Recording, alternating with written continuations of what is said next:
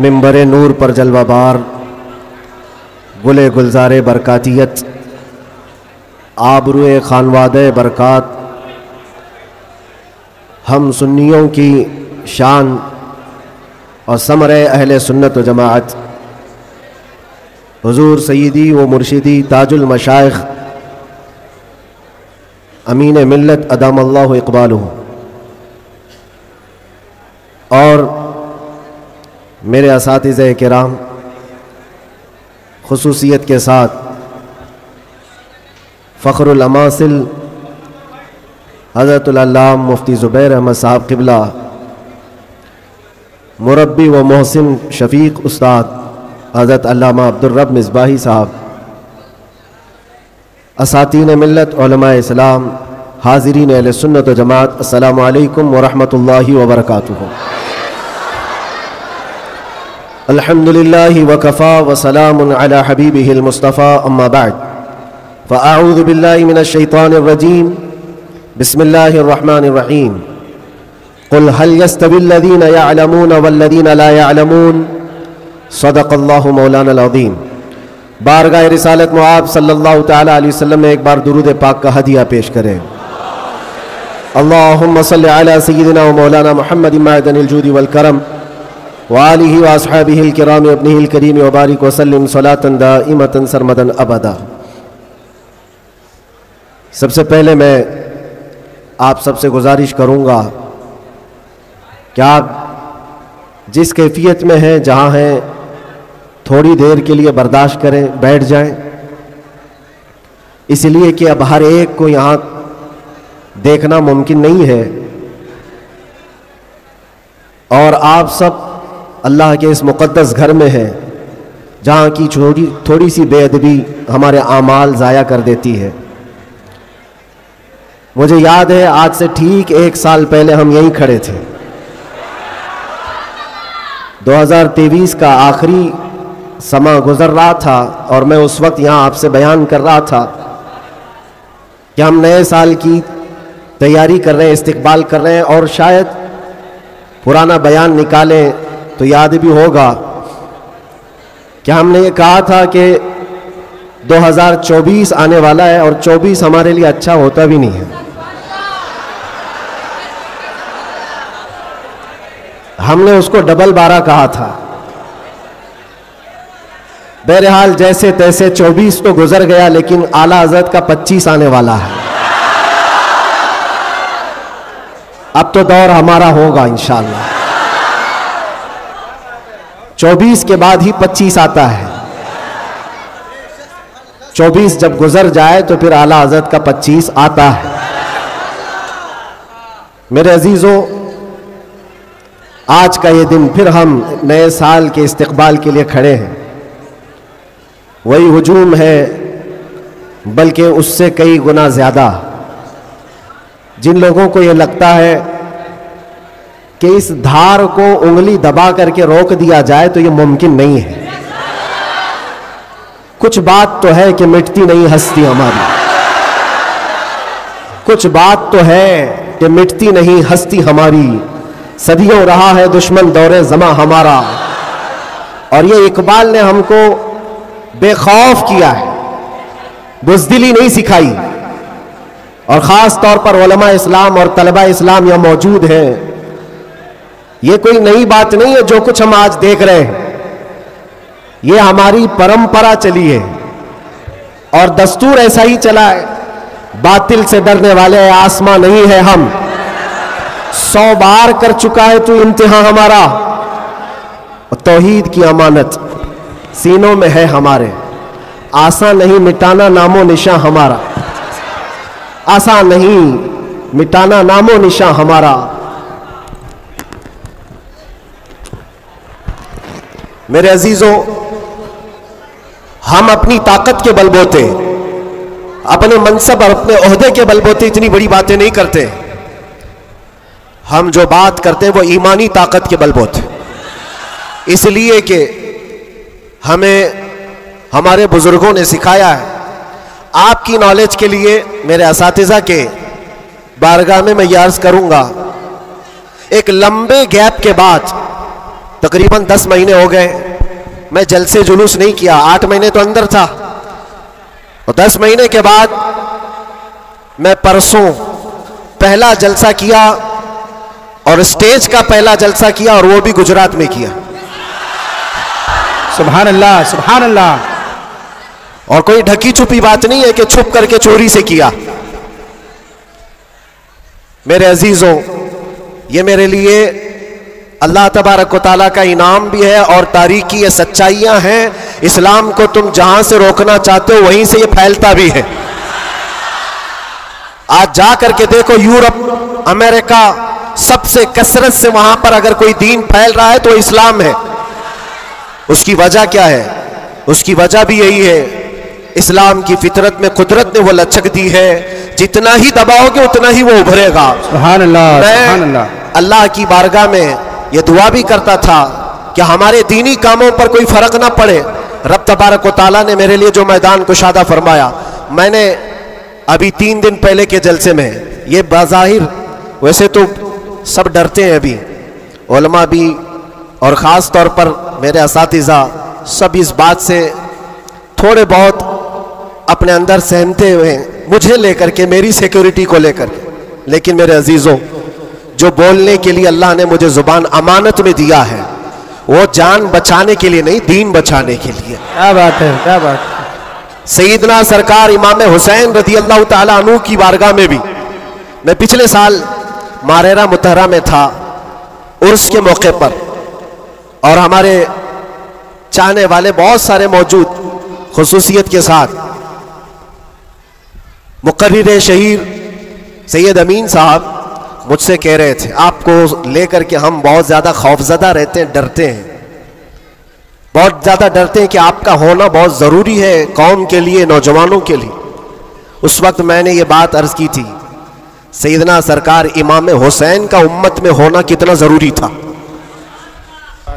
उनसे बढ़कर के तो कोई ज़रूरी था नहीं, बावजूद उसके सैयदना इमाम हुसैन ने अजीमत का रास्ता इख्तियार किया और करबला के मैदान में पहुंच गए। मैं ये बात यहां पर छेड़ा इसलिए कि मैंने 3 दिन कबल ये बात भी कही थी।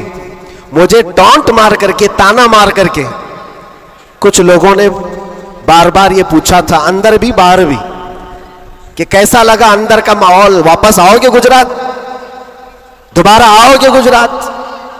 मैं उस वक्त ये कहा था, हम उनकी नस्ल में हैं जो कैसर और किसरा से भी नहीं डरते। क्या बात है, वाह वाह वाह वाह वाह। आपको पता है, आपको पता है, अल्लाह तबारक व तआला की ये जमीन, ये रब्बे जुल जलाल की वसी व अरीज जमीन, जिसको हमने एक ही जुमले में यूं कहा था, पाए मुरा लंग नीस, जमीन खुदा तंग नीस। क्या बात है, वाह वाह। अभी तक तो अल्लाह ने मुझे लंगड़ा नहीं किया है, और जब तक पांव सलामत है हर जमीन पर जाएंगे। और कोई भी गैर कानूनी काम अगर हम कर रहे हो तो डरना चाहिए। देश के खिलाफ, मुल्क के खिलाफ, कानून के खिलाफ किसी गतिविधि में, किसी एक्टिविटी में हम मुलविस हैं तो डर डर करके, सहम सहम करके रहना चाहिए। अल्हम्दुलिल्लाह एक बाल बराबर भी हमारे अंदर डर इसीलिए नहीं आया कि हमने कभी कोई खुफिया प्लानिंग नहीं की है। जो बात करनी है वो नामूस मुस्तफ़ा की, वो 4 लोगों में भी कहते हैं और 4000 में भी कहते हैं। बेशक बेशक। पहली अब शुरुआत मैं यहां से करता हूं, इसलिए कि आज अगरचे मैं 4-5 दिन से बीमार हूं, लेकिन इतना मजबूत करंट यहां पर मौजूद है। क्या बात है, क्या बात है। इतना मजबूत जो पूरे बर्रे सगीर को करंट सप्लाई कर रहा है। बेशक बेशक। और ये करंट का ट्रांसफार्मर ऐसा है कि यहां से जो सप्लाई होता है वो सीधे बगदाद से आता है। सुभान अल्लाह। और यहां से जिसकी तार जुड़ी है वो बगदाद से मदीने पहुंचता है। बेशक बेशक। और जिसकी तार कटी है तो फिर वो बेनूर ही रहता है। मैं आपको बता रहा हूं, शुरू के दिन थोड़ी सी बात कहूंगा, उसके बाद मैं अपने मौजू पर आता हूं। आज से तकरीबन 3 साल गुजर गए होंगे। हमारे मुल्क का माहौल बड़ा ही अजीब हो गया था, जगह जगह गुस्ताखियां आप सबने भी सुनी और दिल महसूस कर रह जाता था। हालात बड़े पेचीदा होते चले जा रहे थे। उस वक्त एक पाखंडी जो बारगाह मुस्तफा में बार बार भोंकता था, जज्बात हमारे सुनकर के इतने बेकाबू हुए थे। हमने कोई मंसूबा बंद या प्लानिंग के तहत नहीं, हमारे जज्बे और वजद में यह ऐलान किया था कि बहुत हो गए इनके साथ मुनाजरे करना, डिबेट करना, आओ मैदान में उतरते हैं और देखते हैं, तुम भी आग में कूदो हम भी आग में कूदते हैं। याद होगा ये जज्बात में, वजद में और हुजूर की मोहब्बत में कही हुई बात थी। हमने कोई प्लान नहीं किया था, कहना था कह दिया, और वो तो 40-50 लोगों के बीच में कही हुई बात थी। महीने के बाद पता चला कि इस बात को अल्लाह ने पूरी दुनिया में पहुंचाया। क्या बात है, वाह वाह। हर जगह हर इलाके में पहुंचाया, और जिसको पहुंचना था उस तक तो बराबर पहुंची। क्या बात है, क्या बात और फिर बाद में हमको पता चला कि हमने कुत्ते की दुम पर बराबर पांव रखा है। वाह वाह। अब सुनिए, मैं ये बात क्यों छेड़ रहा हूं, आज ये बात मुझे अर्ज करनी क्यों पड़ रही है। जज्बात में, वजद में कही हुई बात तो थी, लेकिन जब सामने से जवाब आया कि हाँ हम आने को तैयार हैं, तो फिर सोचना भी हुआ। अब मीटिंग भी होने लगी, सब लोग आने भी लगे, कुछ तो हमें डराने भी लगे, डराए भी थे। क्या होगा तुम्हारा, इतना बड़ा ऐलान कर दियो, जल जाओगे मर जाओगे तो करोड़ों मुसलमानों का ईमान क्या होगा। बहुत सारे मामलात थे। मैं उस वक्त फिर सोचने पर मजबूर हुआ। मैंने मेरे बाप के लिए, मेरी मां के लिए, मेरे खानदान के लिए तो नहीं कहा, उस हक रसूल के लिए कहा जिससे रोशनी तो सूरज भी पाता है। बेशक है खलीलुल्लाह को हाजत रसूलुल्लाह की। सुभान अल्लाह। अब दिल में ये वसवसे भी तो आते, इंसानी फितरत का तकाजा है। घबराहट भी थी। मैंने बहुत बड़ा ऐलान तो नहीं कर दिया, क्या ऐसी बात होना चाहिए नहीं होना चाहिए, इस पे तो बहुत सारे तबसरे भी थे। मैंने ये बातें कभी कही नहीं है, इसलिए कि हालात थे, हुए, गुजर गए, लेकिन मैंने कभी कहा नहीं। आज इसलिए कह रहा हूं कि यहां करंट ज्यादा है। क्या बात है, इसलिए कह रहा हूं। उस वक्त घबराहट, वसवसे भी, अलग अलग किस्म की बातें, लॉकडाउन का माहौल अलग, मेरे घर पर अलग पहरेबंदी, ये सारे मामलात में जानते हो मेरे अजीजों, उस वक्त जब कभी घबराहट के शिकार होकर, बेकाबू होकर हम कुछ सोचने के लिए या कुछ मशवरे के लिए इधर उधर निगाहें उठाते हैं, तो हर कोई डरा भी रहा है, अलग अलग मशवरे भी दे रहा है। बड़ी हिम्मत के साथ मारारा मुतहरा के इस अजीम ट्रांसफार्मर पर मैंने कांटेक्ट किया। हुजूर अमीन मिल्लत की बारगाह में मैंने अर्ज किया कि हुजूर बात ऐसी है, नामूसे मुस्तफ़ा की बात है और हुजूर की इज्जत की बात है। गरीब है, फकीर है ये आदमी, मेरे पास ना इल्म की दौलत, ना मेरे पास अमल की दौलत। मैंने तो ऐलान कर दिया और मैं जाना चाहता हूं दिल्ली। आप क्या फरमाते हैं? बड़े बड़े पीरों की बात अलग है मेरे अजीजों, सब कंफर्ट जोन में बैठने वालों की बात नहीं करता, बड़े शाहाना कुर्सियों पर बैठ करके लोगों में अपना रौब जमाने वालों की बात नहीं करता। इस अजीम मर्द कलंदर का जवाब आता है, कहते हैं कि बच्चे तूने अपने घर के लिए नहीं पुकारा है, वो मेरे नाना जान की भी पूरे कायनात की भी, अल्लाह के अजीम रसूल की रिसालत, नारे रिसालत, बरकाती दूल्हा, बरकाती दूल्हा, मुहाफिज़े नामूसे रिसालत, नारे तकबीर। वाह, बात यहीं पर खत्म नहीं होती कि अगर कह दिया कि तूने ऐलान कर दिया, अच्छी बात है, जाओ अल्लाह ताला तुम्हारी हिफाजत करेगा, मैं यहाँ बैठकर दुआ करता हूँ। नहीं, इस उम्र में ठंडियों के आलम में कहा कि बेटा तुम वहां से निकलो, मैं मारारा से अपनी तबर्रुकात लेकर दिल्ली पहुंचूंगा। वाह वाह वाह वाह वाह वाह वाह।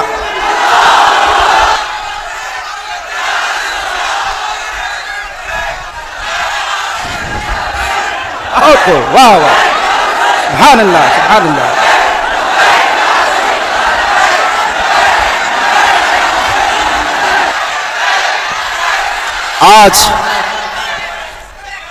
आज ये बात इसीलिए अर्ज कर रहा हूं, कैसे आकाओं का बंदा हो रजा, बोल बाले मेरी सरकारों के। सुभान अल्लाह, सुभान अल्लाह। मैंने उसके बाद फोन रख दिया और उसके बाद सबसे कहा कि अब किसी बात की फिक्र नहीं है, अब टेंशन नहीं है, अब कोई फिक्र की बात नहीं और डर की बात नहीं। फिर कहां से किस तरह के तबसरे आए मुझे आज वो याद भी नहीं है, मुझे वो याद भी नहीं है। लेकिन इतनी बात याद है कि उस वक्त मेरे साथ कोई एक अजीम शख्सियत खड़ी थी, हम तो इंतजार में थे और गए भी थे, लेकिन तारीख सबको पता है। मैं अपनी तारीफ के लिए नहीं दोहराता ये बात, मैं अपनी बड़ाई के लिए नहीं दोहराता ये बात, लेकिन ये हक्कानियत को साबित करने के लिए मैं कहता हूं। मैं क्या, हमारे मोहल्ले का 8 साल का बच्चा भी उठ करके ऐलान करे मेरा रब उसकी मदद फरमाए। बेशक बेशक बेशक। क्यों?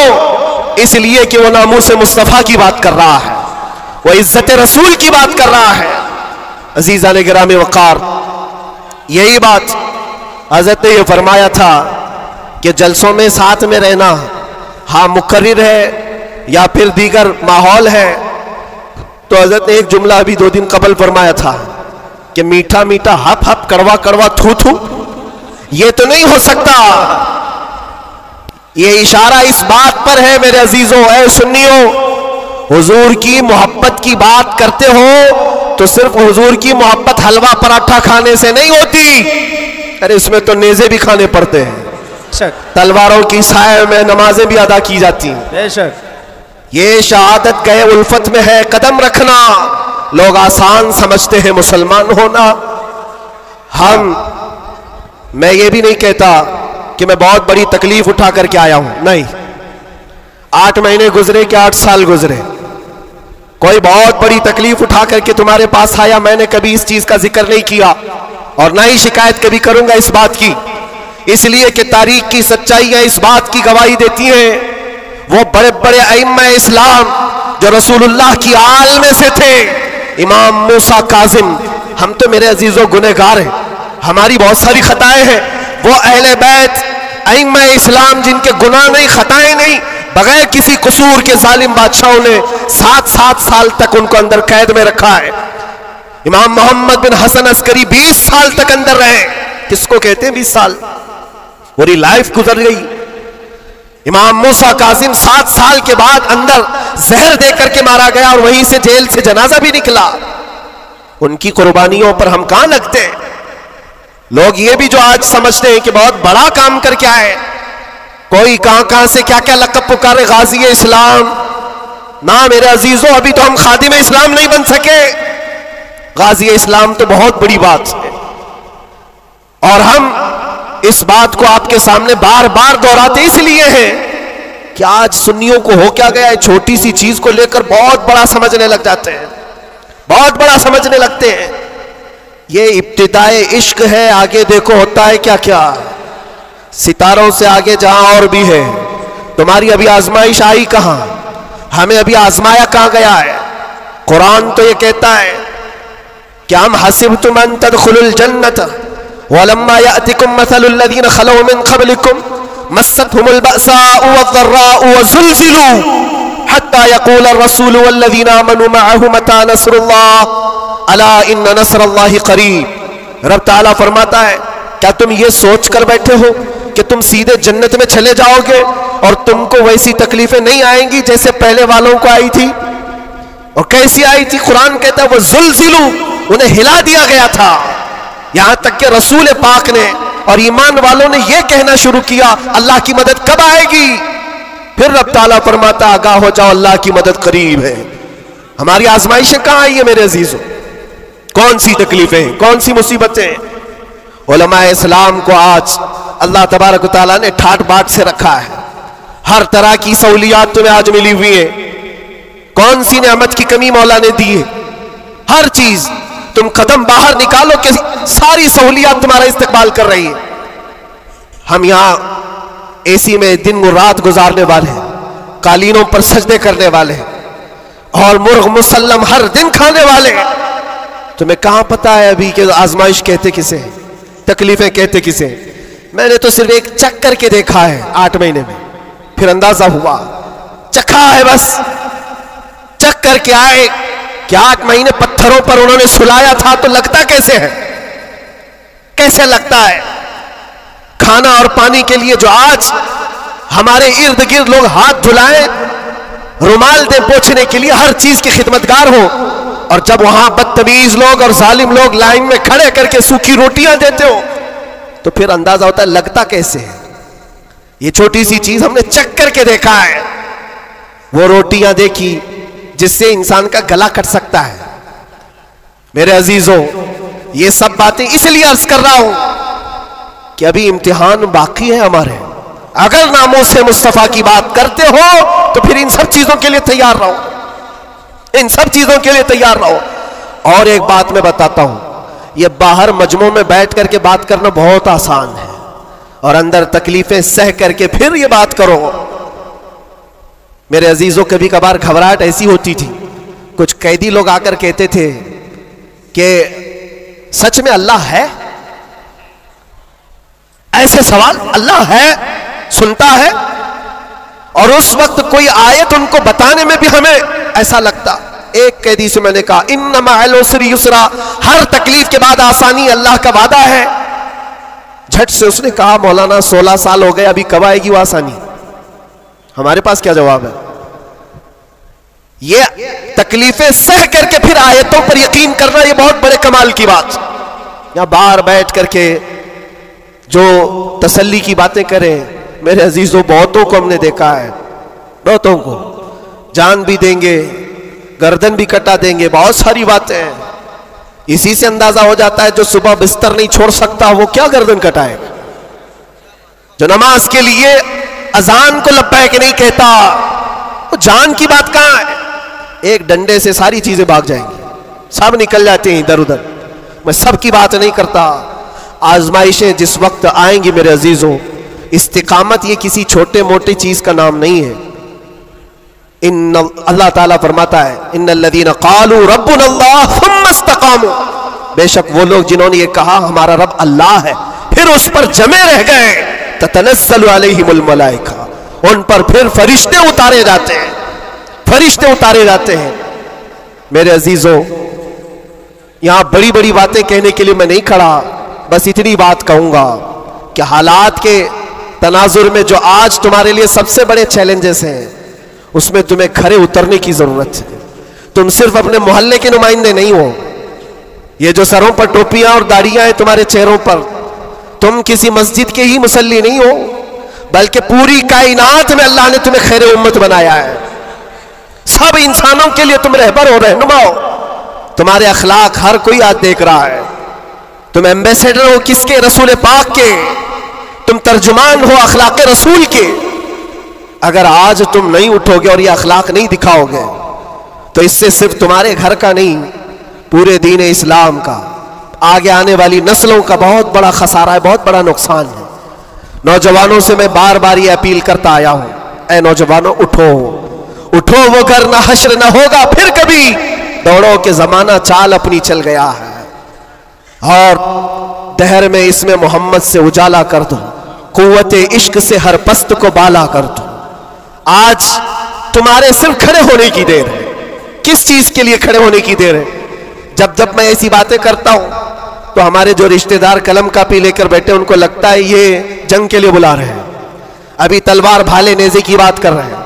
मेरे अजीजों, तुम्हारे लिए सबसे बड़ा हथियार इश्क मुस्तफा है, इश्क रसूल है, मोहब्बत मुस्तफा है। और जब वो किसी के अंदर आ जाता है तो फिर उसके अखलाक से वो नजर भी आता है, उसके अखलाक से वो नजर आता है। जाहिल आशिक रसूल नहीं बन सकता, आशिक रसूल इल्म की तरफ बढ़ता है। जाहिल और ऐसा बदअकीदा जो दावा करता हो हुजूर के गुलाम होने का, अगर उसकी जुबान में सच्चाई नहीं है तो वो आशिक रसूल है ही नहीं। अल्लाह के नबी सल्लल्लाहु तआला अलैहि वसल्लम ने फरमाया, मेरे गुलामों में से जितने हैं, अगर कोई मुनाफिक हो तो मुनाफिक के अंदर दो आदतें जमा नहीं हो सकती। हुजूर पाक सल्लल्लाहु अलैहि वसल्लम फरमाते हैं, दो आदतें मुनाफिक के अंदर नहीं आ सकती। वो कौन सी दो आदतें हैं? अच्छे अखलाक। ये अच्छे अखलाक, ये सिर्फ हंस करके मिलना, इसको अच्छे अखलाक नहीं कहते, वो बहुत लंबी इसकी एक तशरीह है। अच्छे अखलाक मुनाफिक के अंदर नहीं आ सकते। और दूसरी चीज, अल्लाह पर तवक्कुल और रसूल की हर बात पर यकीन, ये मुनाफिक के अंदर नहीं आ सकती। मैं आपसे पूछता हूं, अल्लाह रब्बुल इज्जत की हर बात पर आपको यकीन है? रसूल पाक के हर फरमान पर यकीन है? बेशक बेशक। अगर यकीन है तो ये जुबान से बोलने की बात क्या है, फिर तुम्हारा अमल कहां है? इसीलिए सैयदना अबू बकर शिबली रहमतुल्लाह ताला अलैह सिलसिला कादरिया के बड़े बुजुर्ग हैं, गौसे पाक के दादा पीरों में आते हैं। आप कहते हैं मेरी जिंदगी का सबसे कठिन सवाल, सबसे मुश्किल सवाल ये है, अगर किसी ने मुझसे पूछ लिया क्या तुम हुजूर पाक सल्लल्लाहु अलैहि वसल्लम से मोहब्बत करते हो, वो कहते हैं मेरे लिए सबसे कठिन सवाल है। अभी मैं पूछूं तो सब हाथ भी उठाएंगे, सब उठा देंगे।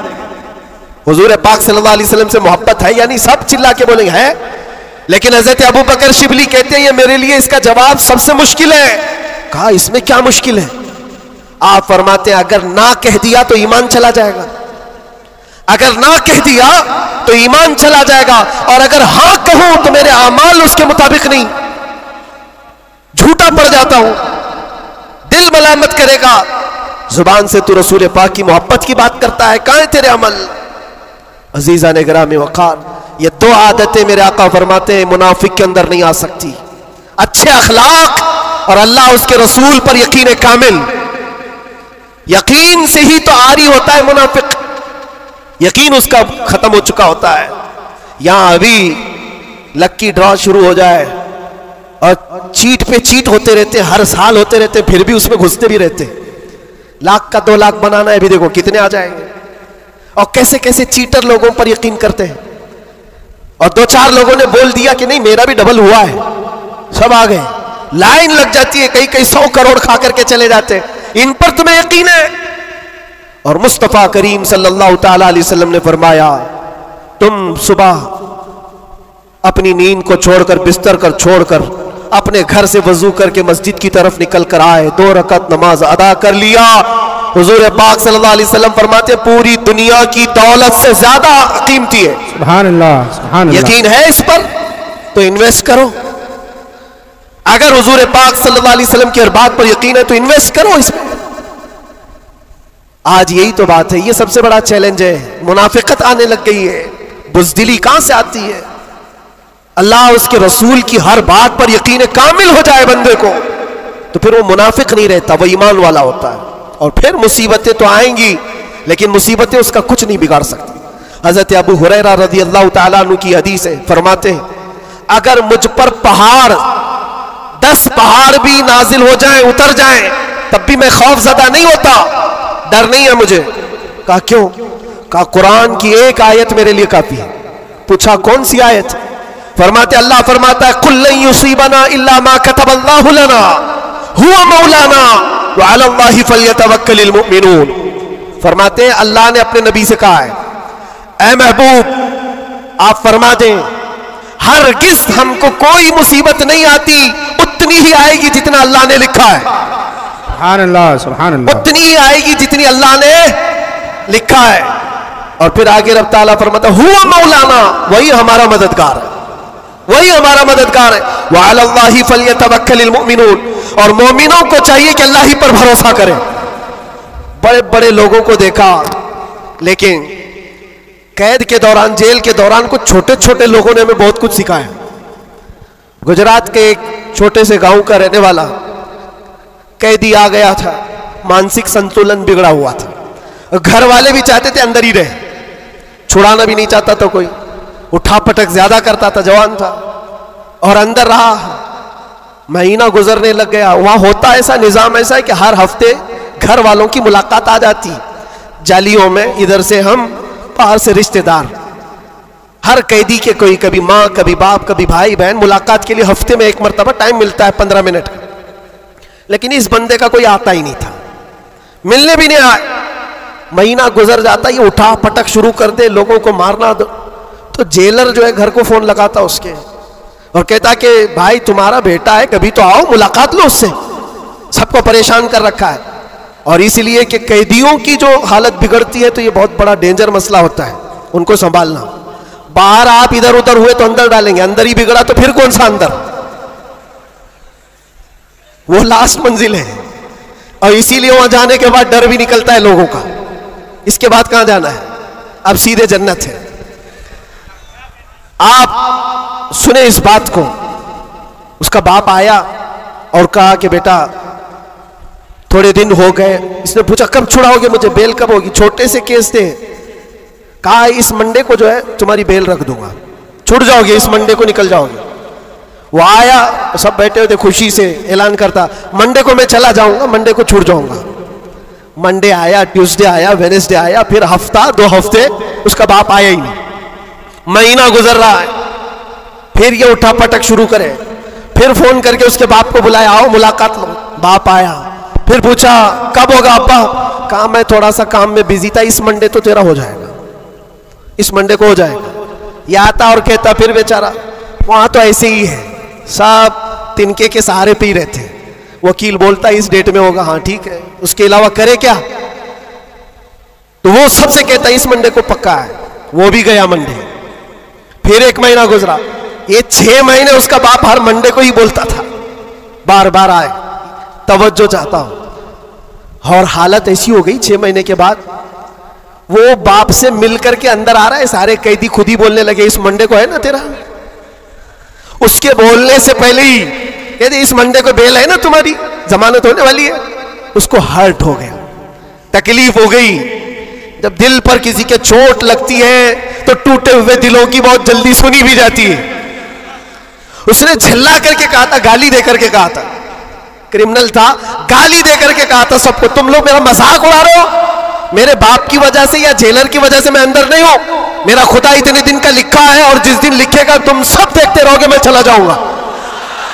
क्या बात है, वाह वाह। हमने सोचा ये कहां से इतना बड़ा ईमान आया। और इत्तेफाक से शनिचर के दिन वो अपने बाप से मिलकर के आया था, उसको चिढ़ाया गया था और वो बिफर करके इस तरह की बात किया था। और मंडे के दिन उसका बाप जमानत का बीड़ा लेकर आ ही गया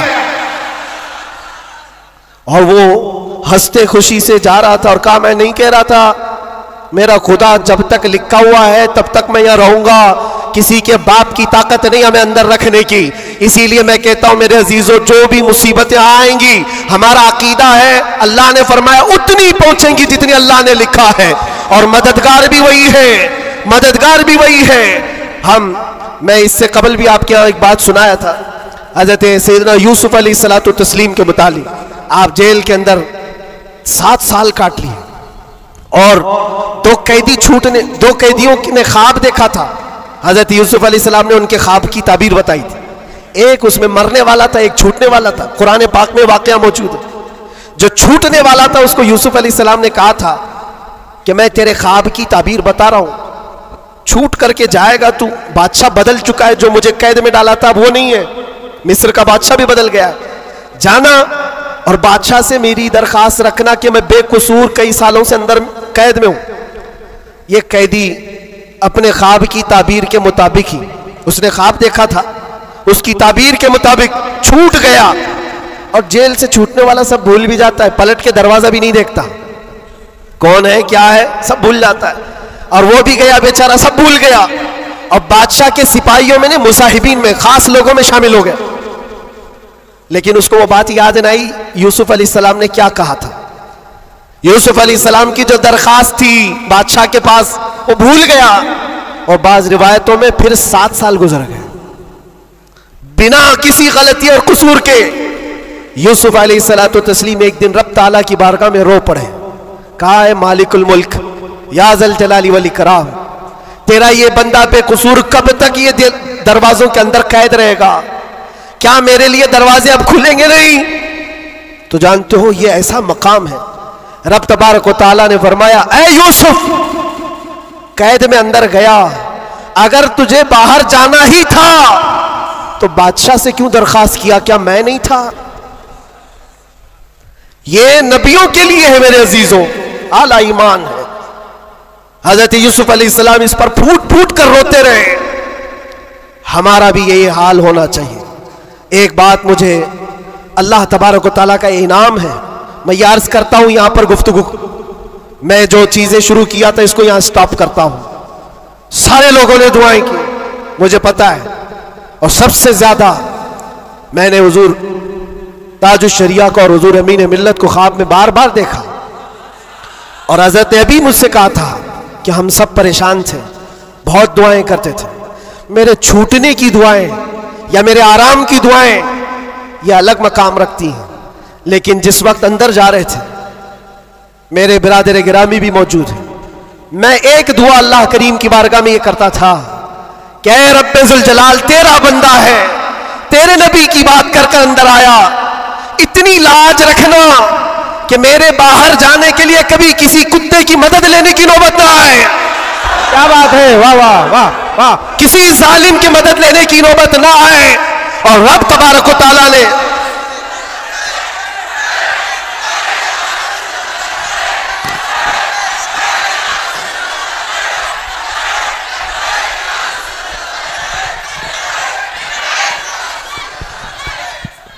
इस बात की वजाहत भी कर दूं, बहुत बड़ी जिम्मेदार शख्सियत मौजूद है, मेरे अल्फाज का मैं जिम्मेदार हूं जो कुछ कह रहा हूं। और लोगों को फिर ये लगता है ये इतना सब हो जाने के बाद फिर भी कुत्ता कहते हैं, ये कुत्ता कुत्ता इनकी जुबान पे क्यों आता है? मेरे अजीजों, ये अब कोई गैर कानूनी बात नहीं। सुप्रीम कोर्ट के जज ने भी हमारा जजमेंट देने के वक्त कहा था ये कोई ऐसी बात नहीं है, हेट स्पीच नहीं है। Every dog has a day,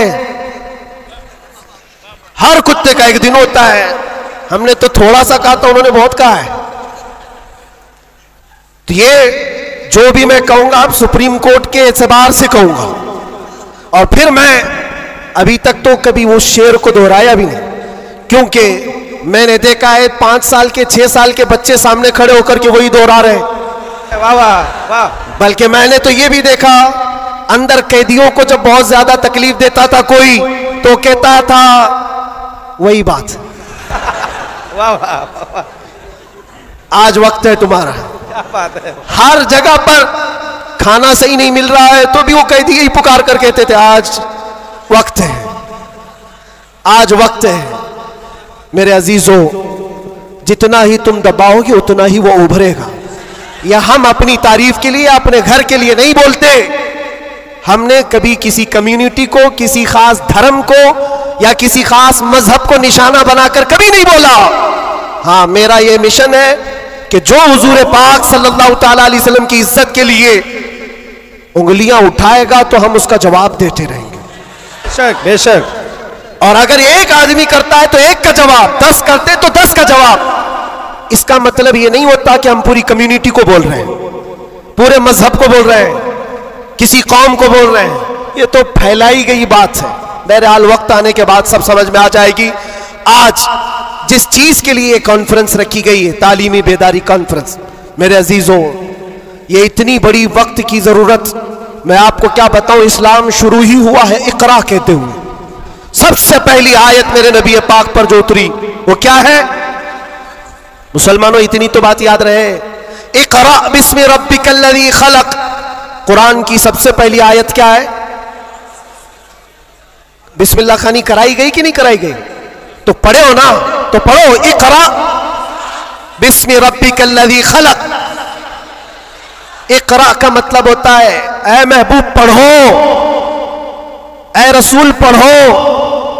देखो, कुरान पाक में बहुत जगह पर अल्लाह ने कुल भी कहा, कहो, लेकिन जब सबसे पहली आयत आई तो उसमें कहा कुल नहीं, इकरा, पढ़ो अपने रब के नाम से। और एक बुजुर्ग ने बहुत अच्छी बात कही, ये उससे कहा जाता है पढ़ो। जिब्राइल अमीन आए, हुजूर पाक सल्लल्लाहु अलैहि वसल्लम से कहने लगे इकरा बिस्मि रब्बिकल्लज़ी खलक। 3 बार तो हुजूर ने नहीं पढ़ा था, सिर्फ वो इकरा इकरा कह रहे थे। चौथी बार जिब्राइल ने कहा इकरा बिस्मि रब्बिकल्लज़ी खलक, पढ़ो अपने उस रब के नाम से जिसने पैदा किया। नबी पाक ने पढ़ा। और इकरा उसको कहा जाता है जो पहले से पढ़ा हुआ हो। और नए आदमी को पढ़ाने के लिए कहेंगे कहो, जैसे मैं कह रहा हूं, जैसे मैं कह रहा हूं ऐसे कहो। और भी एक बात जो हुजूर पाक सल्लल्लाहु ताला अलैहि वसल्लम के मुतालिक बहुत सारी बातें मुस्तशरिकीन ने जो फैलाई, वो उम्मी थे। उम्मी का माना कुछ ना हंजार लोग अनपढ़ करते हैं कि इनके रसूल अनपढ़ थे। अनपढ़ नहीं, उम्मी कहते हैं जो किसी से नहीं पढ़ा हुआ हो। बेशक, उसका उस्ताद नहीं, लेकिन वो सबका उस्ताद है। सुभान अल्लाह, सुभान अल्लाह। अब एक बात तो मुझे बताओ, कुरान कहता है अर्रहमान अल्लमल कुरान खलकल इंसान, 3 आयतें। अर्रहमान, रहमान अल्लाह रब्बुल इज्जत, अल्लमल कुरान, उसने कुरान सिखाया। तीसरे नंबर पर है खलकल इंसान, उसने इंसान को बनाया। मुझे एक बात बताओ, रहमान दूसरे नंबर पर आए थे, उसने कुरान सिखाया। तीसरे नंबर पर आए थे, उसने इंसान को पैदा किया। इंसान को पैदा किया, ये तीसरे नंबर पर। कुरान सिखाया, ये पहले दूसरे नंबर पर। जब इंसान बाद में पैदा हुआ है तो कुरान सिखाया किसको? क्या बात है, वाह वाह। अर्रहमान अल्लमल कुरान, वो रहमान है जिसने कुरान सिखाया फिर इंसान बनाया। मुफस्सिरीन फरमाते हैं ये जो इंसान पैदा किया इससे मुराद आदम अलैहिस्सलाम है, और कुरान सिखाया इससे मुराद मोहम्मद रसूलुल्लाह। सुभान अल्लाह। और अब तबारक व तआला ने अपने नबी को उस वक्त इल्म दिया है जब अभी आदम को पैदा भी नहीं किया। मुअल्लिम कायनात की उम्मत हो मेरे अजीजों, मुअल्लिम कायनात की तुम उम्मत हो, और जाहिल रहना तुम्हें ज़ेब देता है?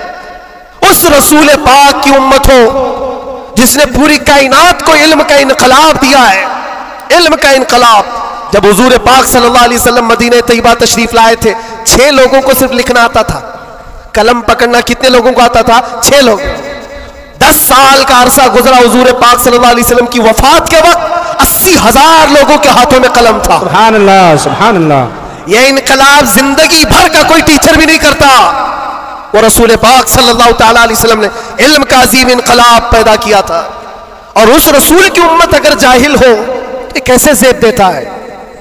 इसीलिए मैंने देखा है बहुत सारी जगहों पर बड़ी बड़ी तहरीकें चलती हैं, लेकिन रसूल पाक सल्लल्लाहु ताला अलैहि वसल्लम का सच्चा जानशीन, उनकी आल व औलाद का ये सच्चा जानशीन मारारा मुतहरा का और खानवादे बरकात का चश्म चिराग ऐलान करता है आधी रोटी खाएंगे और बच्चों को सुभान अल्लाह। ये सिर्फ मारेरा का ऐलान नहीं है, रसूल पाक का मिशन है, यह इनकलाब है जो नबी पाक सल्लल्लाहु ताला अलैहि वसल्लम का लाया हुआ। अगर तुम जाहिल रहोगे, बेनूर रहोगे, जाहिल आदमी हलाल और हराम में तमीज नहीं कर सकता, जाहिल को कुफ्र और ईमान पता नहीं है, जाहिल कब गुमराह होगा उसे खुद पता नहीं चलता। इसलिए मेरे अजीजों, इल्म के बगैर इस्लाम भी नहीं है, इल्म के बगैर इस्लाम नहीं। आपको पता है दौरे जिहालत कहा जाता है इस्लाम से पहले वाले दौर को, और दौरे इस्लाम, इस्लाम के बाद। इस्लाम और जिहालत तो अपोजिट चीजें हैं, ये कभी एक जगह आ नहीं सकती। आज उम्मत के अंदर हम देख रहे हैं कुछ लोगों को मैंने देखा अंदर, जिनसे पूछा गया पहला कलमा क्या है तो आए टाएं कर रहे हैं, नहीं पता है। तुम्हारे नबी कौन, ये भी नहीं पता। हम तो इस खुशफहमी में चल रहे हैं, जुमा में भीड़ है, जलसों में भीड़ है, सबकी टोपी है, सबको आता होगा, खंगालो तो कलमा भी नहीं आ रहा है। यूं ही ये मुसीबतें नहीं आ रही है मेरे अजीज, यूं ही हमको डराया और धमकाया नहीं जा रहा है। तुम्हारे अंदर इल्म की दौलत हो तो तुम अपने रब तबारक व तआला की जात पर यकीन कामिल के साथ जियोगे। आज दुल्मुल यकीन के साथ जो जीते वो जिहालत की वजह है, जिहालत है। और जो जिस तरह हाँकना चाहे आज हाँक रहा है तुम्हें। इल्म की तरफ आओ, इल्म की तरफ। हर बच्चे को आज पढ़ा लिखा हुआ होना जरूरी है, हर बच्चे को। और जब हम इल्म की बात करते हैं तो कुछ लोगों को यह लगता है मौलाना सिर्फ मदरसों में ले जाने की बात करते हैं, मदरसों में ले जाने की बात करते हैं। इल्म सिर्फ मदरसों की बात नहीं है। इल्म को जो फर्क किया गया है ना, ये दीनी इल्म है, ये दुनियावी इल्म है। अभी आपसे मैं पूछूं दीनी इल्म क्या है, दुनियावी इल्म क्या है, आप यही कहेंगे कुरान, हदीस, फिका, ये सारे दीनी इल्म है। साइंस, ज्योग्राफिक, फिजिक्स, केमिस्ट्री, ये दुनियावी इल्म है। ये गलत सोच है, गलत कॉन्सेप्ट है। दीनी और दुनियावी इल्म इस तरह से फर्क नहीं किए जाते। अगर आप कुरान का इल्म, हदीस का इल्म, फिका का इल्म पैसा कमाने के लिए हासिल कर रहे हैं तो ये दुनियावी इल्म है, वो दीनी इल्म नहीं। मदरसों में भी वो दीनी इल्म नहीं। और साइंस पढ़ते हो, ज्योग्राफी पढ़ते हो, केमिस्ट्री पढ़ते हो अल्लाह को पहचानने के लिए, तो ये दीनी इल्म है, ये दीनी इल्म है। तुम्हारी सोच से ही दीनी और दुनियावी का फर्क होता है, ना कि डिपार्टमेंट और शोबे से फर्क होता है। इसलिए जो बच्चे कॉलेज में, यूनिवर्सिटीज में, वो अपना कंटिन्यू करें, बढ़े आगे। तुम जिस फील्ड में जाना चाहते हो, मेडिकल में, इंजीनियरिंग में, लॉ में, जिस चीज में भी जाना चाहते हो, नीयत सिर्फ ये हो जो कुरान ने फरमाया, इक़रा बिस्मि रब्बिकल्लज़ी खलक़, पढ़ो वही जो तुम्हारे रब के नाम से। सुभान अल्लाह।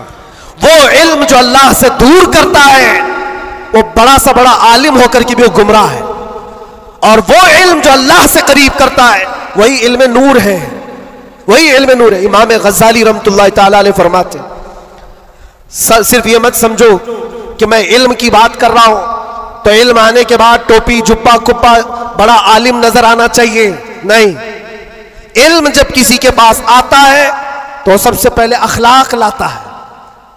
सच्चा इल्म अगर किसी के अंदर आए, अखलाक लाता है, फिर वो अल्लाह ताला की जात पर यकीन लाता है, क्योंकि कुरान कहता है इन्नमा यख्शल्लाह मिन इबादिहिल उलमा, इल्म वाले ही अल्लाह से ज्यादा डरते हैं। इमाम गज़ाली फरमाते हैं वो आलिम जो अपने इल्म को इसलिए इस्तेमाल करता है कि दुनिया में कुछ पैसे मिल जाएं और सेठों के पास जाता है, मालदारों की जेब पर नजर रखता है, फरमाते वो उस मक्खी से ज्यादा गलीज है जो पखाने पे बैठती है। बल्कि वो कहते हैं वो औरत जो अपना जिस्म बेचती है उससे भी ज्यादा ये गलीज है, क्योंकि वो जिस्म बेचती है और ये ईमान बेचता है। इल्म जो सच्चा इल्म आता है वो अखलाक और तवक्कुल ले आता है। इसलिए आपसे मैं ये कहना चाहता हूं कि इल्म का मतलब सिर्फ दौड़ भाग ये नहीं है। कोई भी कॉलेज मिल जाए, कोई भी यूनिवर्सिटी मिल जाए, कोई भी मदरसा मिल जाए, तुम्हारा टारगेट ये होना चाहिए वो इल्म मुझे मिले जो मुझे मेरे रब की पहचान दिलाए, मुझे मेरे रब की पहचान दिलाए। और जब अल्लाह रब्बुल इज्जत के नाम से कोई शुरू करता है, मेरे अजीजों, बड़े बड़े इनकलाबात आते हैं, बड़े बड़े इनकलाबात आते हैं। ये आज दुनिया छुपा छुपा कर रख रही है, हमारे दामन में उलमा की कमी नहीं रही इस्लाम में कभी। ये तो जाहिल आज हुई हमारी कौम, वरना दुनिया को क्या नहीं दिया है उलमा इस्लाम ने। आपको पता है ये सब जो उठाए हुए कैमरे हैं ये किसकी देन है? सबसे पहले इब्नुल हैसम ने ये कैमरे की इजाद की थी और उसकी थ्योरी भी बनाई थी अपनी आंखों के लेंस से। दुनिया को उड़ने का तरीका देने वाला अब्बास बिन फराज, सबसे पहले प्लेन बनने से भी पहले उड़ करके एक मीनारे से पैराशूट का तस्वुर देने वाला, एक्सरे का तस्वुर देने वाला आलिम इस्लाम है। खवारज़मी ने घड़ी का तस्वुर दिया है, अलजिब्रा इस्लामी उलमा ने तुम्हारे सामने रखा है। आज जो ये हिंद से लिखे जाते हैं 1 2 3, ये आदात कहां से आए? इस्लामी उलमा ने इसको ईजाद की। इजादात की एक लंबी फेरिस्त है। आज भी कैलिफोर्निया यूनिवर्सिटी के अंदर, अमेरिका के अंदर तिब में, मेडिकल में और बच्चों की सर्जरी पर जो लिखी गई सबसे पहली किताब अबू अली सीना की है, अल कानून, आज भी रखी हुई है। पूरी दुनिया को सर्जरी सिखाने वाले, पूरी दुनिया को मेडिकल लाइन में लाने वाले इस्लामी उलमा है। बच्चों के अमराज पर सबसे पहली लिखी जाने वाली किताब उलमा इस्लाम की है। कौन सा मैदान है जिसमें मेरे नबी के गुलामों ने बाजी नहीं मारी है? सब जगह है। बस बात आकर के यहां रुकती है जिसको इकबाल ने क्या सच्चे अल्फाज में कहा है, उनके जो हम गुलाम थे खल्क के पेशवा रहे। सुभान अल्लाह। खुलासा यही है, उनके जो हम गुलाम थे खल्क के पेशवा रहे, उनसे फिरे जहां फिरा फिराई कमी वकार ने। ये डोर जो कटी है तुम्हारी या धीमी हुई है, यहां से इज्जतों में कमी आई है। पढ़ना लिखना तुमने बंद कर दिया, ना इधर के ना उधर के। मेरे अजीजों, ना मदरसों का इल्म रह गया, ना स्कूल कॉलेज का इल्म रह गया। ये तो इस्लाम का तकाजा नहीं है, इस्लाम नहीं चाहता है। इसलिए आज की इस कॉन्फ्रेंस के जरिए से, ये तालीमी बेदारी कॉन्फ्रेंस है, मैं अवेयरनेस लाना चाहता हूं। और अब अगर कोई यहां बैठा हुआ या अहद करके उठता है कि मुझे इल्म हासिल करना है, हमारी ये कॉन्फ्रेंस वसूल होगी। दिल में सोचते हो हासिल करना है, और इल्म की कोई उम्र नहीं होती। ये मत सोचना मेरी शादी हो गई, बच्चे हो गए, अब क्या पढ़ूंगा। अरे बूढ़े हो जाओ, दाढ़ी सफेद हो जाओ, तब भी तुम्हारे इल्म हासिल करने की उम्र नहीं जाएगी। सैयदना उमर इब्ने खत्ताब जलीलुल कद्र सहाबी हैं, कहते मुझे सूरे बकरा पढ़ने में 12 साल लग गए। तुम चाहते हो जुम्मा 8 दिन के अंदर कुरान भी खत्म हो जाना चाहिए। हाँ, इसमें मिटा दो अपनी हस्ती को अगर कुछ मर्तबा चाहो कि दाना खाक में मिलकर गुले गुलजार बनता है। शेख सादी रहमतुल्लाह अलैह फरमाते 60 साल के बाद तो मैंने इल्म देखा है। और ये शर्म हया की बात नहीं, इल्म हासिल करना हो। अच्छा, पहले के बूढ़े लोग अगर कहते हैं हमारे ज़माने में हालात बुरे थे, कोई आया ही नहीं सिखाने के लिए, हमारे पास स्कूल नहीं थे, मदरसे नहीं थे। पहले वाले कहते तो हो सकता है उनका ये उज़्र है, तुम्हारे पास अब कोई उज़्र ही नहीं रह गया। क़यामत के दिन रब तबारक व तआला अगर तुम्हारी पकड़ करे कि इल्म हासिल करना फ़र्ज था, तूने सीखा क्यों नहीं, ये नहीं कह सकते कि मौला मेरे पास कोई जरिया नहीं था। ये जो मुट्ठी में इतना बड़ा बड़ा मोबाइल उठाते हो, पूरा मदरसा भी रखता है, स्कूल भी रखता है, कॉलेज भी रखता है, कौन सी किरत नहीं है इसके अंदर, कौन सा इल्म नहीं है इसके अंदर। लेकिन नौजवानों को ये लगता है ये मोबाइल तो पबजी के लिए आया हुआ है, ये मोबाइल तो फेसबुक इंस्टा के लिए आया हुआ है, तुम्हें तो बहुत कुछ हासिल करने का जरिया ये मोबाइल पकड़ा दिया गया है। अब क़यामत के दिन तुम्हारे पास उज़्र नहीं होगा, उज़्र नहीं होगा।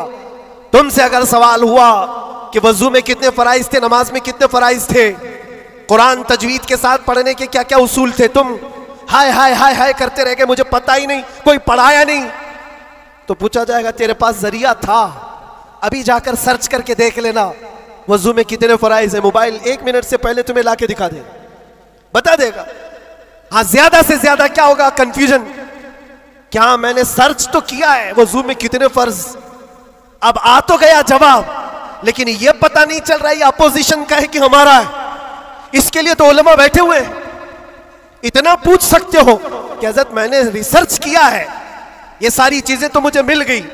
हुजूर पाक सल्लल्लाहु अलैहि वसल्लम के लिए मैंने सर्च किया, हुजूर की उम्र कितनी थी, हुजूर के अज़वाज कितने थे, हुजूर की औलाद कितनी थी, हुजूर पाक ने मक्के में कितने दिन गुजारे, मक्के में मदीने में कितने गुजारे, कितने गज़वात में हुजूर शरीक हुए, सब मैंने सर्च किया है, मुझे जवाब मिला है। उस पर पूरा यकीन करने से पहले किसी आलिम अहले सुन्नत के पास आ जाओ और क्रॉस वेरिफिकेशन करना, बस इतना ही जिम्मेदारी। क्योंकि मौलाना लोग भी तो जान छुड़ाते हैं, भाई टाइम नहीं हमारे पास, कितना पढ़ाएंगे तुमको, सुबह भी दोपहर में भी, तुम्हारे अपने अलग टाइम है, उनके अलग टाइम है, तो उनसे कहो हम आपके पास घंटा भर पढ़ने के लिए नहीं आ रहे, सिर्फ इतना बता दो ये जो मैंने सर्च किया है ये सही है कि नहीं। इतना तो कोई भी आलिम दीन तुम्हारे साथ ताउन कर सकता है। आज से करेंगे इंशाअल्लाह। 2025 तुम्हारा पूरा सीरत मुस्तफ़ा पढ़ने में गुजरना चाहिए, गुजरेगा इंशाअल्लाह। इस बात को आज तय करके उठो कि मैं मेरे नबी का गुलाम हूं, तो मैं पहले ये पढ़ूंगा कि मेरे नबी कब पैदा हुए, उस वक्त हालात क्या थे, हुजूर पाक सल्लल्लाहु अलैहि वसल्लम का बचपन कहाँ गुजरा, हुजूर पाक ने पहली शादी कहाँ फरमाई, हुजूर पाक सल्लल्लाहु अलैहि वसल्लम की औलाद कितनी हुई, नबी पाक सल्लल्लाहु अलैहि वसल्लम के सहाबा में जलीलुल कद्र कौन है, हुजूर मक्का में कितने दिन गुजारे, मदीने में कितने गुजारे, कौन सी जंगों में शरीक हुए, कौन सी जिहाद में, कौन सी जंग में हुजूर पाक के दंदाने मुबारक शहीद हुए, कौन कौन सी मुसीबतें हुजूर ने उठाई और क्या क्या दुआएं उम्मत के लिए की, ये सब तुम्हारे हिस्से में आना चाहिए। मेरे अजीजों, एक बात मुझे याद आती है, एक नौजवान का किरदार बड़ा अजीब था। मीलाद का दिन था 12 रबीउल अव्वल, शायद मैंने यहाँ दोहराया हो ये बात। मैं ट्रेन से उतर रहा था, एक नौजवान मुझसे कहने लगा, हज़रत मैं चाहता हूँ कि आज हुजूर की बारगाह में कोई अच्छा तोहफा पेश करूँ।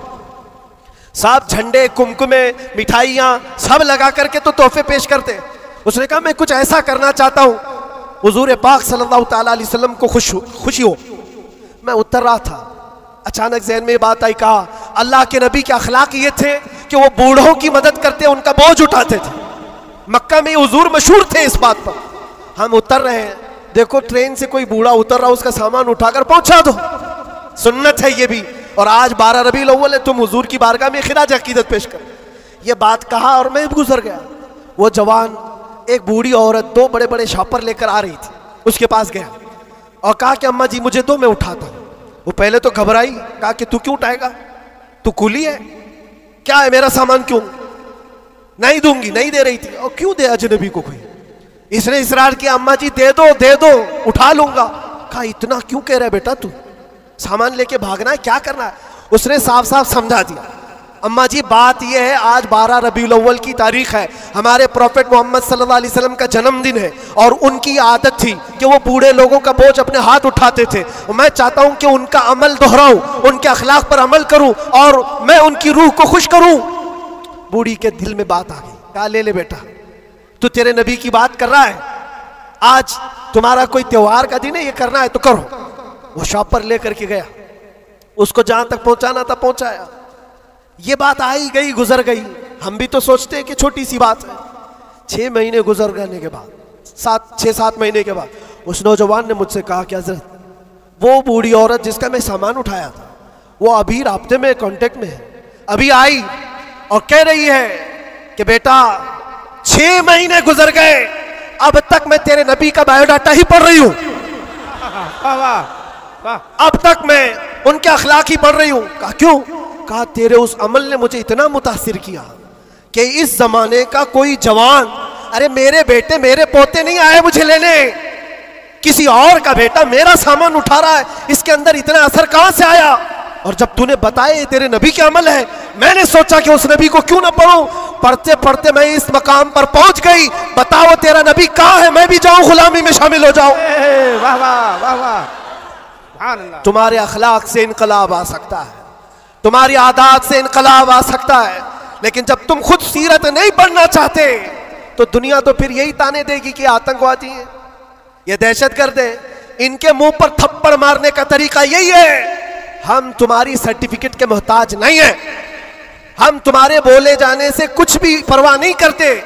तुम्हें अपने नबी के अखलाक करके दिखाना है, करके दिखाना है, नफरत नहीं। हुजूर पाक सल्लल्लाहु ताला अलैहि वसल्लम से अगर मोहब्बत है तो उठो और इल्म को आम करो, और हुजूर की सीरत पढ़ने के बाद तुम्हारा दिल कुशादा हो जाएगा, जहन वसी हो जाएगा, सोचने की ताकत बढ़ जाएगी।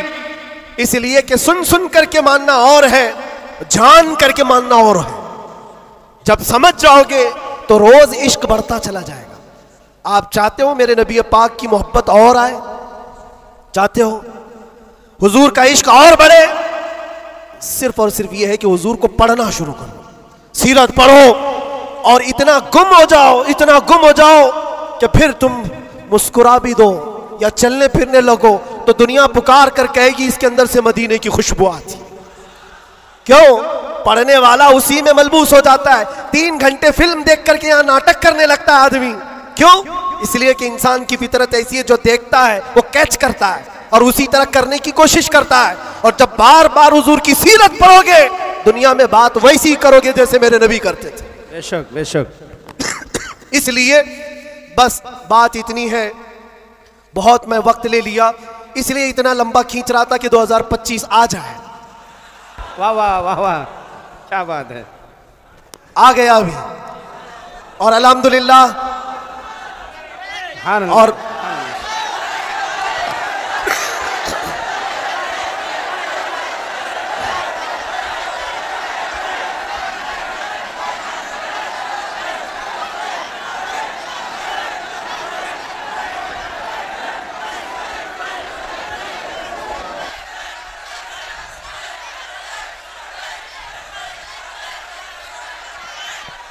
अल्लाह तबारक व तआला इस आने वाले साल को हम सब के लिए खैर व बरकत वाला साल बनाए, बला और मुसीबतों से अल्लाह हम सबको नजात रखे, और इस पूरे साल को अल्लाह ताला हम सब के ईमान और अकीदे में जिला अता करे।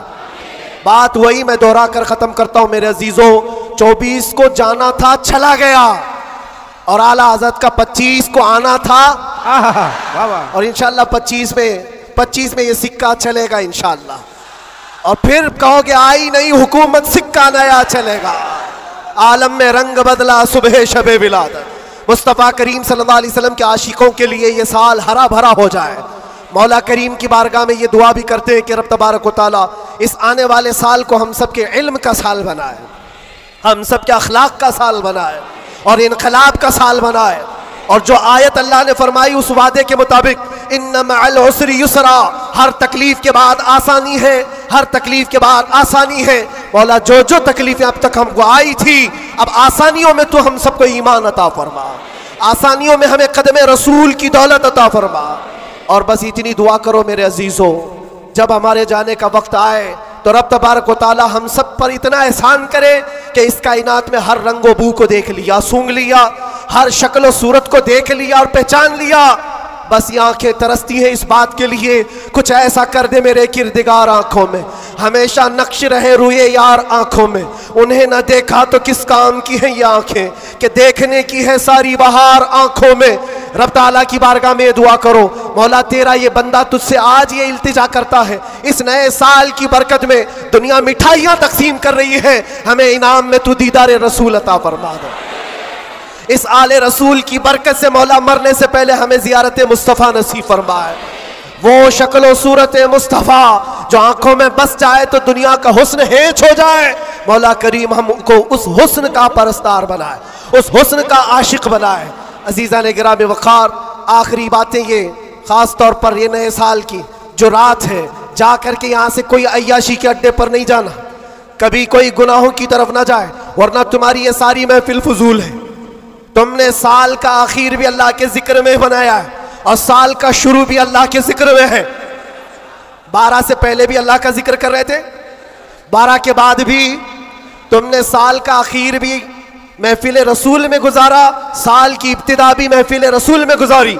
और हो सके तो कल रोजा रख लेना, जिसको ताकत हो रख लेना, नफिल है, ताकि साल की इब्तिदा अल्लाह के इस रोजे से हो और अल्लाह करीम उस रोजे की बरकत से हम सबका पूरा साल अच्छा करे। यहाँ से कोई अड्डों पर तो नहीं जाएगा इंशाअल्लाह, कोई अगर जा भी रहा हो तो उसको रोक लेना। आज की रात दुनिया अय्याशियों के अड्डे सजाई है, रात भर यहाँ पर शराब आम हो चुकी होगी, जिना और क्लब और बार सब सज गए होंगे, लेकिन क्या ये तुम्हारे लिए अल्लाह का एहसान और इनाम नहीं है? क्या उन करोड़ों में से अल्लाह ने उठाकर तुम्हें अपने घर में बिठाया? और एक बात याद रखो, एक बात याद, मुझे किसी से मिलना है तो दिन में मिल लेता हूं, टाइम कब देते हैं, दोपहर में आ जाओ, शाम में आ जाओ, लेकिन कोई खास होता है तो ही रात के 12 बजे मिलता है।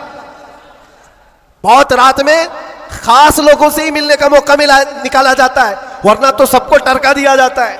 मेरे अजीजों, रात के 12 बज रहे हैं और रब ताला तुम्हें अपनी मुलाकात के लिए यहां बुलाया, यह बख्शिश के लिए बुलाया गया है, यह रहमत के लिए बुलाया गया है।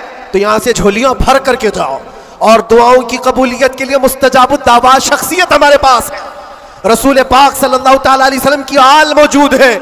और यकीनन आज की महफिल पर मैं देख रहा हूं, ये जो रंग जमा हुआ है, ये जो भीड़ है, ये जरूरी नहीं सिर्फ इंसानों की भीड़ है, ये जरूरी नहीं है कि सिर्फ लोगों की मदनपुरा वालों की भीड़ है। तुम तो पहचानते भी नहीं कितने अल्लाह के फरिश्ते आते हैं महफिलों में, तुम जानते भी नहीं।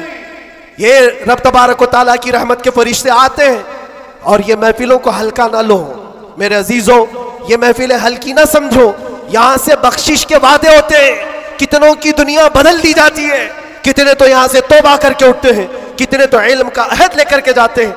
इसलिए मुझे ये यकीन है अल्लाह की ज़ात से कि आज 2025 की हमारी ये पहली महफिल को मौला ताला 100 बार बावर फरमाएगा और इश्क़ रसूल की दौलत अता फरमाएगा, इश्क़ रसूल की कमाल की दौलत अल्लाह हम सब के सीनों में अता फरमाएगा। और बाकी रहे जो हालात, उससे डरना नहीं है, जमे रहना है, खड़े रहना है और नामूसे मुस्तफ़ा पर किसी से समझौता नहीं करना है। और कोई गैर कानूनी काम भी जज्बात में आकर के उछल कूद करने से नहीं होता, होश व हवास के साथ, होश व हवास के साथ। हुजूर पाक की मोहब्बत सिर्फ और सिर्फ जोश से नारे लगाने का नाम नहीं है, होश व हवास के साथ खड़े होना और दुनिया को जवाब देना। हम भी जो ये बोलते हैं, लोगों को ऐसा लगता है सिर्फ जोश में बोलते हैं, ये सिर्फ जोश में बोलते हैं। हाँ बोलते थे, लेकिन अब होश में भी बोलते हैं, होश में भी बोलते हैं। और डर करके नहीं, डर करके नहीं, बल्कि इसलिए कि हुजूर पाक सल्लल्लाहु ताला अलैहि वसल्लम की उम्मत की खिदमत करनी है, हुजूर के नामूस के लिए काम करना है। इसलिए आप भी होश से काम लेंगे, कोई भी सर फिरा उठ करके अलग ऐसी वैसी हरकत ना करें। हुजूर की मोहब्बत यकीनन इम्तिहान लेती है, लेकिन अपने आप को हिलाकत में डालने की इजाजत भी नहीं देती, अपने आप को या कौम को हिलाकत में डालने की इजाजत नहीं देती। अब ये बात, नारे तकबीर, नारे रिसालत, आप बैठे रहे, आप लोग बैठे रहे।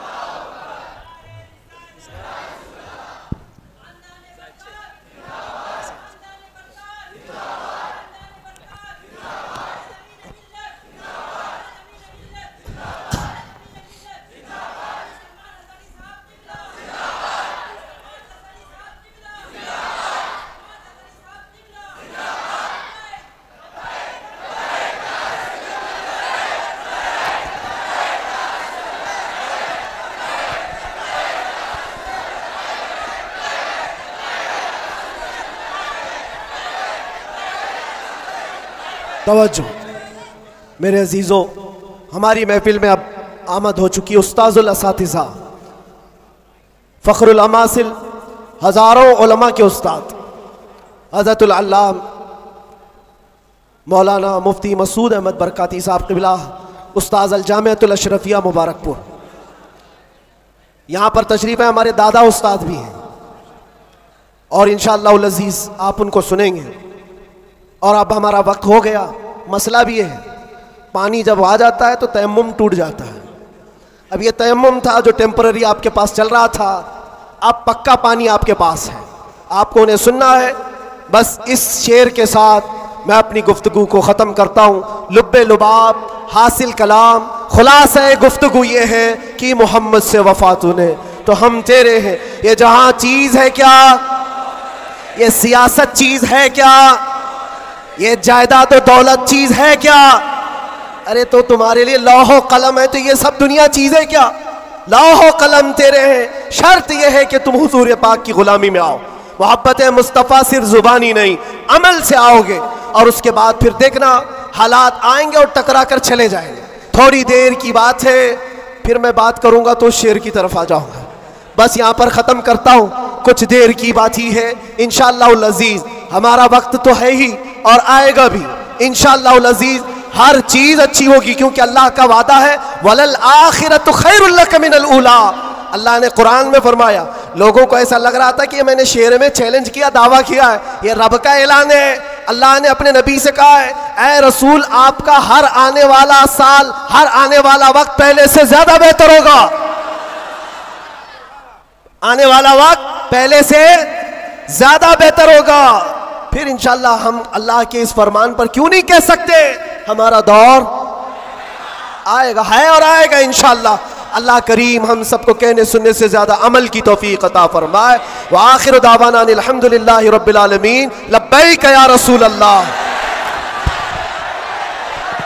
बहुत सारे अहबाब मुझे आज मुसलसल इसरार के साथ ये बात कहते आए कि मैं कभी अंदर क्या क्या हुआ ये सारे हालात न बताना चाहता हूँ, नहीं वो कोई ऐसी दास्तान है, लेकिन कुछ अशार थे जिसको पढ़ा गया था। और कैद के अंदर कुछ ऐसे हालात होते हैं जो आदमी को शायर भी बना देते हैं और बहुत कुछ भी बना देते हैं। हज़रत की बारगाह में ये अर्ज़ कर रहा हूँ, दो चंद अशार हैं, इसको सुने। जिन लोगों ने मुझे इसरार किया, मैं शायर नहीं हूँ और मुझे शेर व शायरी याद भी नहीं रहती है मेरी तकरीरों में, मैं भूल भी जाता हूँ। हाँ, बस आला हज़रत के अशार वैसे ही आ जाते हैं। अर्ज़ किए थे, बस थोड़ी देर। दास्ताने गम सुनाऊं कैदे ज़िंदा की मेरी, वहशते जुल्मों सितम से कप कपाई जा मेरी, वहशते जुल्मों सितम से कप कपाई जा मेरी। क्या है आज़ादी बताओ, कौन है आज़ाद अब? क्या है आज़ादी बताओ, कौन है आज़ाद अब?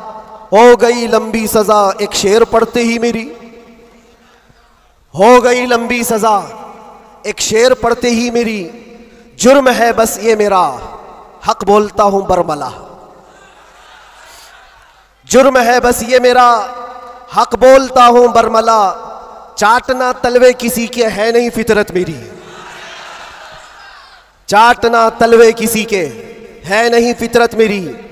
और लोगों को पता भी होगा, जब यहाँ मुझे लेने आए थे हमारे रिश्तेदार और बहुत बड़ी जमात में आए थे, कैद के दिन का वो मंजर और अजीजों का समंदर, कैद के दिन का वो मंजर और अजीजों का समंदर। देख कर घबरा गया तागूत भी इज्जत मेरी, देख कर घबरा गया तागूत भी इज्जत मेरी। जांच में मेरी किसी शोबे ने छोड़ी ना कसर, कोई शोबा बचा नहीं, जितने डिपार्टमेंट थे सब ने लगा दिया।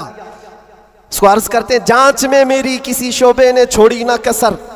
बात आई हर तरफ से जुर्म था गैरत मेरी, बात आई हर तरफ से जुर्म था गैरत मेरी। हर सिपाही पूछता था पाँव के नीचे बिठाकर, ये दिन हमने देखे कंटिन्यू। हर सिपाही पूछता था पाँव के नीचे बिठाकर, क्यों नहीं डरता है देखकर हैबत मेरी। क्यों नहीं डरता है देखकर हैबत मेरी। बोलता मैं साहब जी क्या कहूं लग जाएगी। बोलता मैं साहब जी क्या कहूं लग जाएगी। आज है बस वक्त तुम्हारा याद रखना बात मेरी। आज है बस वक्त तुम्हारा याद रखना बात मेरी। बेड़ियां पहना के मुझको लाके डाला जेल में, सख्त पैरा संतरी का बढ़ गई हैरत मेरी। छोटी सी एक कोठरी थी और दरवाजे भी बंद, कब्र का मंजर लगे गुजरी थी ऐसी रात मेरी। रात थी कटती नहीं दिन लगे हफ्ते के भर। रात थी कटती नहीं दिन लगे हफ्ते के भर। कैदियों को देखकर बढ़ती थी फिर वहशत मेरी। जी कभी खाने को करता ही नहीं था जेल में। जी कभी करता ही नहीं था, जी कभी खाने को करता ही नहीं था जेल में। यूं भी हर दिन हो गई रोजे की आदत मेरी। यूं भी हर दिन हो गई थी रोजे की आदत मेरी। अहले खाना की वहां पर याद आती थी बहुत, और अजीजों की मोहब्बत जो कमाई थी मेरी। मेरे उस्ताद और भाई, मेरे शागिर्द और अजीज जेल में आए थे मिलने, लग रही थी ईद मेरी। जेल में आए थे मिलने, लग रही थी ईद मेरी। कैद का गम जब बढ़े तो याद करता था मैं ये। कैद का गम जब बढ़े तो याद करता था मैं ये। बुजुर्गों से सख्त बढ़कर थी नहीं हालत मेरी। बुजुर्गों से सख्त बढ़कर थी नहीं हालत मेरी। गिर के सजदे में खुदा से गिड़गिड़ाता था बहुत। जानता है वो ही बस एक कैद की हालत मेरी। मुस्तफ़ा को याद करना थी मेरे गम की दवा। मुस्तफ़ा को याद करना थी मेरे गम की दवा। गम बदल जाते खुशी में देखकर किस्मत मेरी। गम बदल जाते देखकर किस्मत मेरी। फख्र है इस बात पर कैदी बना उस नाम पर। लब्बैक या रसूल अल्लाह। फख्र है इस बात पर कैदी बना उस नाम पर। ये तो है सुन्नत बिलाली बन गई किस्मत मेरी। ये तो है सुन्नत बिलाली बन गई किस्मत मेरी। उसके बाद फिर हमने जमकर ये कहा था, हाथ में बेड़ी ही क्या डाल दो गर्दन में भी अब। हाथ में बेड़ी ही क्या डाल दो गर्दन में भी अब। है उन्हीं के नाम का सब जिंदगी और मौत मेरी। है उन्हीं के नाम का सब जिंदगी और मौत मेरी। जब हुआ एहसास मुझको, जब हुआ एहसास मुझको बात का ज़ंदान में, इस बात का ज़ंदान में छट गया गम और डर फिर बढ़ गई जुरत मेरी। छट गया गम और डर फिर बढ़ गई जुरत मेरी। और आखिरी शेर, इसलिए करता है ऐलान झूम कर सलमान अब। ये खुलासा है और पूरी दास्तान इसमें है। इसलिए करता है ऐलान झूम कर सलमान अब। जेल थी ना कैद थी, बढ़नी थी बस इज्जत मेरी।